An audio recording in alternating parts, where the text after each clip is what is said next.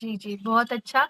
तो अरुणा जी, आपके ही चंद पंक्तियों से इंस्पायर्ड होके कुछ आज सुबह ही मतलब कुछ कर रही थी, तो करते-करते वो पंक्तियाँ आ गई। शुरुआत तो मैंने उसको मराठी में किया था, तो मैं आपको मराठी और हिंदी दोनों में सुनाऊँगी।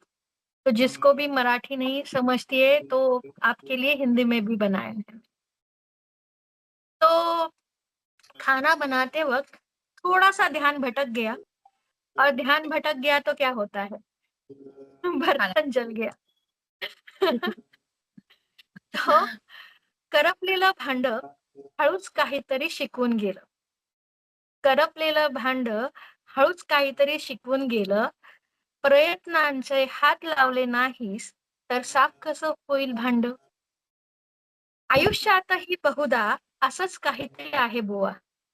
आयुष्यातही बहुधा असंच काहीतरी आहे बुवा. अडचणींच्या भोवऱ्यात अडकलो म्हणून हात-पाय गाळलेस तर किनाऱ्याची धार आस धरूनही भवसागर हा कसा तरशील तू.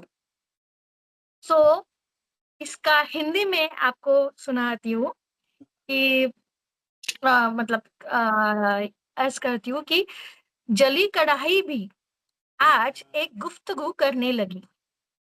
जली कढ़ाई भी आज एक गुफ्तगू करने लगी, बिना घिसे तुम भला मुझे साफ कैसे करोगी? हम्म। इंसान की ज़िंदगी भी फँसी है बवंडर में कुछ इस तरह।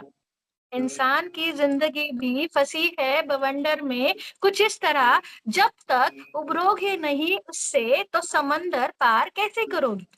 ओह! बहुत बढ़िया। बिल्कुल, बहुत ही सुंदर और बिल्कुल सटीक। हाँ, थैंक यू। खूप सो सुंदर तो चलिए अभी ज्योतिष, मला थैंक यू, येते थैंक मराठी यू। आणि खूप छान सांगितलं. मस्त.